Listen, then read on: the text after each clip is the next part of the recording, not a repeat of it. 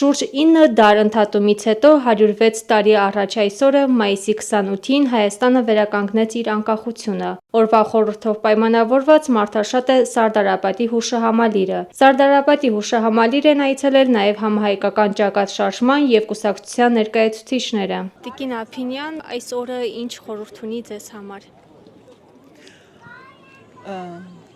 Մեծագույն խորհուրդ, երջանկություն է որպես հայ մարդ, առավել ևս գտնվելով մեր հայրենիքում, ներկա լինել այսօր մեր պետականության վերականգնման տոնին։ Պետք է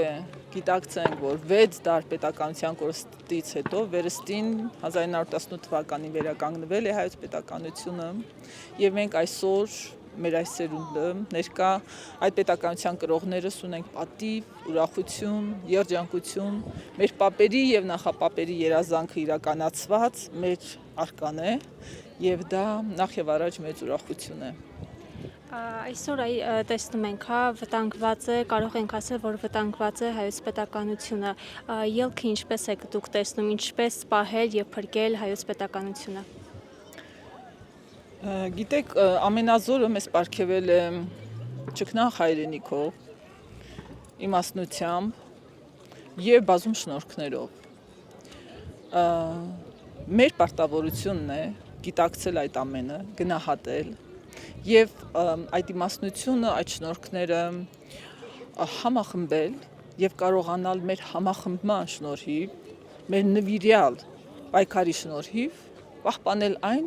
ինչը այսօր արդեն ունենք եւ նաեւ զարգացնել։ Սա մեր սուրբ պարտականությունն է։ Մեծ հետ զրույցում համահայկական ճակատ շարժման և կուսակցության անդամներից Ալեն Իվանյանը ներկայացրեց նորաստեղծ կուսակցության նպատակներն ու գաղափարները։ Հարգելի Ալեն, 106 տարի առաջ այսօրը մայիսի 28-ին հռչակվեց Հայաստանի առաջին հանրապետությունը։ Ինչ խորհուրդ ունի ձեզ համար։ Այսօր ինձ համար շատ կարևոր խորհուրդ ունի, քանի որ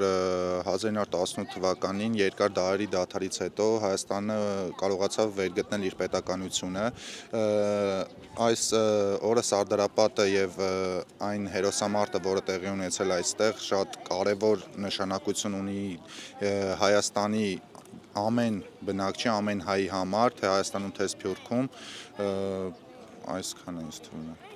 Դուք որպես համահայկական ճակատի շարժման և կուսակցության անդամ, ինչպես եք ելքը տեսնում, այսօր տեսնում ենք, որ վտանգված է հայոց պետականությունը, ինչ ելքեր եք դուք առաջարկում։ Տեսեք, առաջին անգամ, երբ ես լսեցի գեներալ-մայոր Արշակ Կարապետյանի ուղերձը ուղղված մեր ժողովրդին, ես հասկացա, որ այդ մարդու մեջ ես տեսնում եմ այն ապագան, որը կարող է արժանապատիվ դարձնել հայի կյանքը, տեսնելով ներկա եւ նախկին իշխանությունների քայլերը մեր պետականության վտանգելու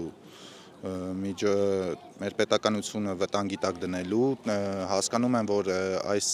կուսակցությունը համահայկական ճակատ կուսակցության հետ միասին մենք բոլորս կարող ենք ունենալ եւ ստեղծել այն Հայաստանը, որը մենք բոլորս դարերով երազել ենք, պաշտպանված սահմաններով, արժանապատիվ կյանք ունենալով։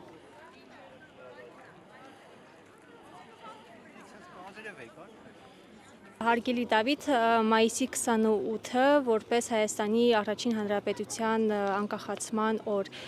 ինչ խորհուրդ ունի ձեզ համար։ Ինձ համար եւ մեզ բոլորիս համար կարծում եմ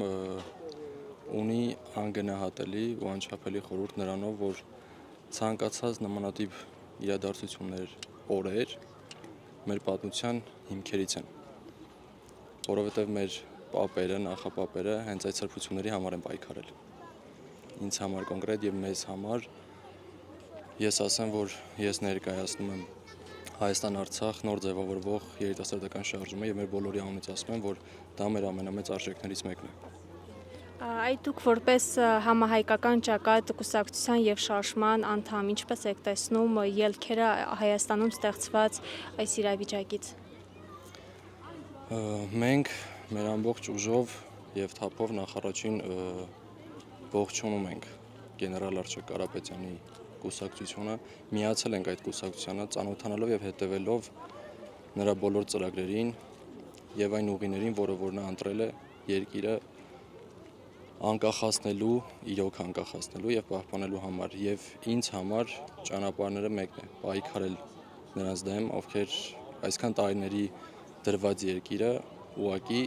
թուղթ ու գրիչով հանձնում են։ Հայաստան Ջավախք երիտասարդական շարժման նախագահ Արարատ Արզումանյանը, ով վերջերս է միացել համահայկական ճակատին, ներկայացրեց իր առաջարկները ստեղծված իրավիճակից դուրս գալու համար։ Հայք Նյուզը այս պահին գտնվում է Սարդարապատի հուշահամալիրում եւ զրուցելու ենք Հայաստան Ջավախք երիտասարդական շարժման նախագահ Արարատ Արզումանյանի հետ։